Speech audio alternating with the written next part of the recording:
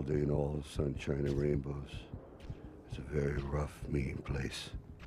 And no matter how tough you think you are, it'll always bring you to your knees and keep you there permanently if you let it.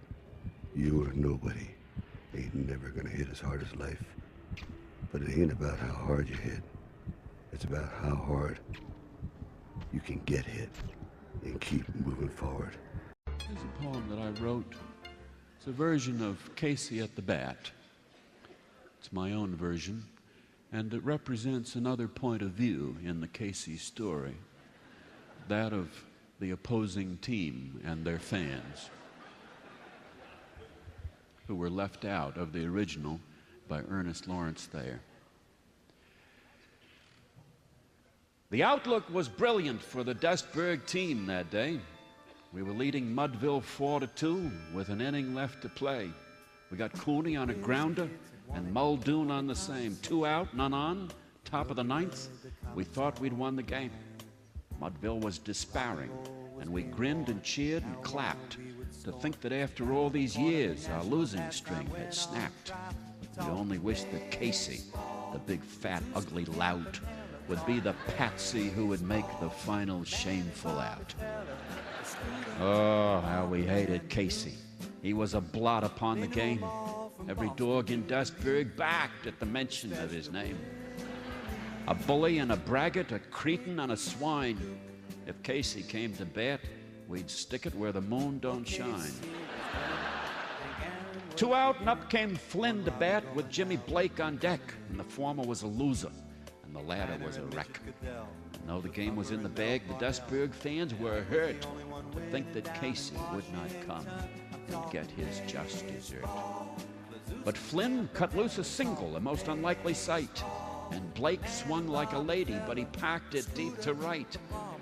And when the dust had settled and fickle fate had beckoned, there was Flynn a hugging third, and Jimmy safe at second. And from every Dustburg throat arose a mighty cry, "Send up the slimy greaseball and let him stand and die. Throw the mighty slider and let him hear it whiz, and let him hit our pop-up like the pansy that he is." There was pride in Casey's visage as he strode across the grass. There was scorn in his demeanor as he calmly scratched his back. 10,000 people booed him when he stepped into the box, and they made the sound of farting when he bent to fix his socks. And then the mighty slider came spinning towards the mitt, and Casey watched it coming, and he did not go for it. And the umpire jerked his arm like he was hauling down the sun, and the cry rang from the box seats to the bleachers, "Strike one!" 10,000 Dustburg fans raised such a mighty cheer, the pigeons in the rafters crapped and ruined all the beer.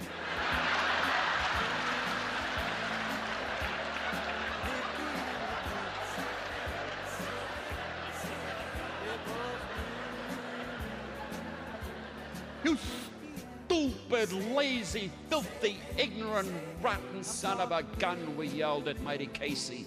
And then came the second one. It was our hero's fastball, and it came across the plate, and according to the radar, it was going 98. And according to the umpire, it came in straight and true, and the cry rang from the toilets to the bullpen, "Strike two!"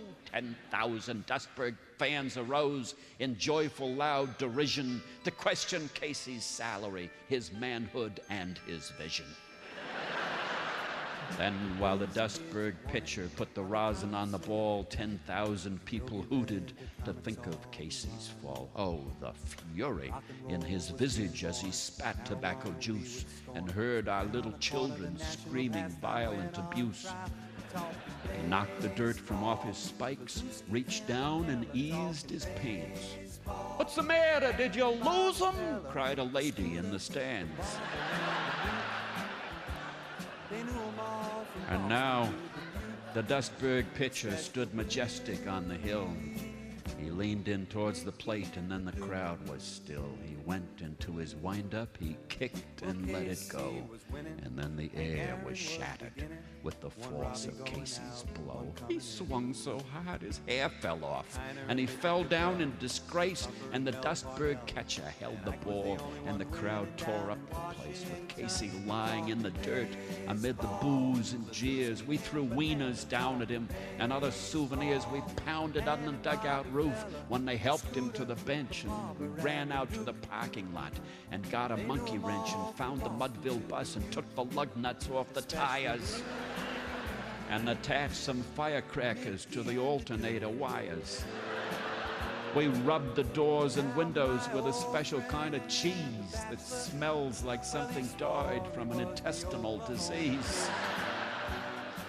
Casey took his sweet time, but we were glad to wait, and we showered him with garbage when he came out through the gate. So happy were the Dustburg fans that grand and glorious day. It took a dozen cops to help poor Casey get away. We grabbed hold of the bumpers, and we rocked him to and fro, and he cursed us from inside the bus. And gosh, we loved it so. Oh, sometimes in America, the sun is shining bright. Life is joyful sometimes, and everything seems right. But there is no joy in Dustburg, no joy so pure and sweet as when the mighty Casey fell, demolished at our feet.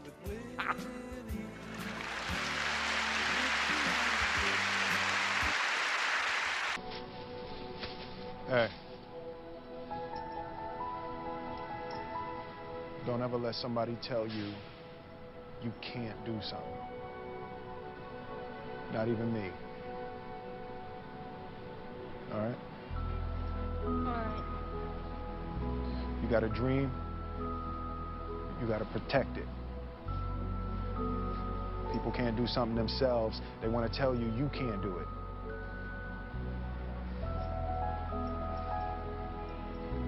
You want something, go get it.